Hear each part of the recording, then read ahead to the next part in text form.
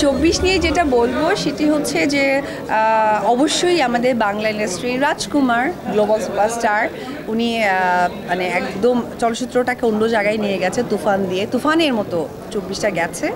আর আমারও ছোটোখাটো দুটো সিনেমা রিলিজ হয়েছে, আপনারা দেখেছেন। তো 25টা নিয়ে আসলে অনেক বড় প্ল্যান করছি, দেখা যাক সকলের সাপোর্ট ভালোবাসা দোয়াটা যেন থাকে।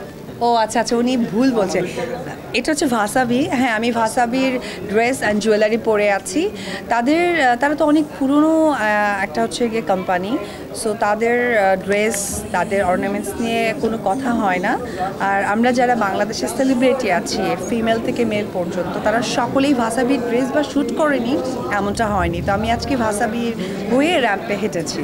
ও আচ্ছা, সুন্দর একটা প্রশ্ন করেছেন।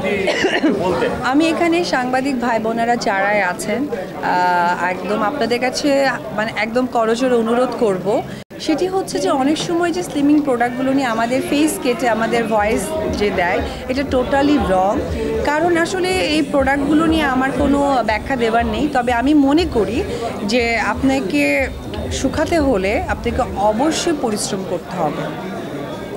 কি ধরনের পরিশ্রম? যদি থ্যাংক ইউ। মানে অনেক মেয়েরা জানতে চায় যে আপনাকে অনেকে ফলো করে, আচ্ছা, তো আপনি কিভাবে এটা আসলে আমার কাছে মনে হয় যে প্রথমে যেটা ফোকাস করতে হবে, খাবার ফুড হ্যাবিটটা ঠিক করতে হবে। তার জন্য অবশ্যই একজন ভালো নিউট্রিশনের কাছে যেতে হবে। তারপরে ফিজিক্যাল ফিটনেসের যে কথাটা বলবো, যেটা হচ্ছে জিমে যাওয়ার ব্যাপারটা, এটা অবশ্যই থাকতে হবে। আমার মনে হয় এই দুটোই ইম্পর্ট্যান্ট। আসলে যে প্রশ্নটা করেছে সে নিজেও কিন্তু অনেক সুন্দর, আপনারা জানেন না, আমরা শুধু ফ্রন্টে থাকি। যে প্রশ্ন করেছে, এবং আপনাদেরকে উদ্দেশ্য করে বলতে চাই, এই যে পেছনের ক্যামেরায় যারা আছেন তারা অনেক সুন্দর, কিন্তু তাদের বিউটিটা আসলে প্রেজেন্ট হয় না ক্যামেরায়। তো আমাকে বা শাকিব খানকে অনেক ভালোবাসে, অনেক মায়া করে, আমাদের অনেক সাপোর্ট করে। সেই ভালোবাসার মানুষদেরকে আসলে বারবার তারা ভালো বলে। Thank you.